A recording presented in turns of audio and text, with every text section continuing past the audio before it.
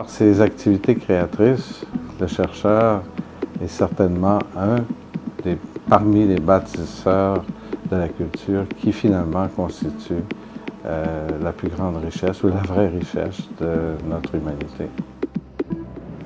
Jacques-de Champlain was my colleague and friend all my scientific life. In our last discussion in June 2009, we have discussed the fact that retirement is not something which he would consider. And I have seen this continuous activity around him, mainly his students.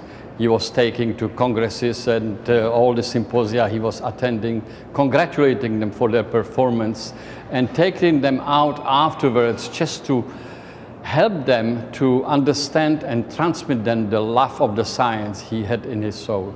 La recherche, la qualité des mentors, leur enthousiasme, leur passion se transmet finalement de professeur à étudiant et à travers ce qu'on peut faire, on essaie de transmettre à nos étudiants la même passion qui nous a animés pour faire cette recherche.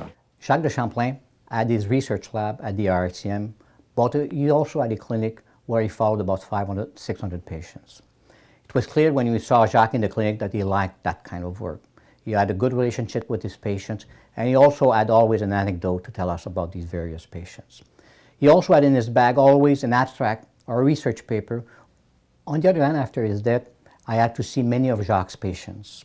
And at that time, what I had now was the anecdotes of the patients on Jacques. Evidently, he had built a very good relationship and very good friendship with most of his patients. Passionate in research as he was in life, Jacques was truly a curiosity-driven researcher. When he was looking at a piece of data that was different from the one he was expected, he was even more excited than he would have been if it was the expected data, and was constantly telling us, here we have a real discovery, it's not what we were thinking it was. Jacques really wanted to make a difference in research, and he did. Monsieur Jacques de Champlain, vous êtes l'un des pionniers parmi les médecins québécois qui se sont dédiés à la recherche en santé humaine. Les fruits de vos travaux ont conduit à la création d'un foyer continu d'activités d'enseignement et de recherche de haut niveau. L'influence que vous avez eue sur la carrière de nombreux jeunes médecins et scientifiques au Québec est remarquable à de nombreux égards.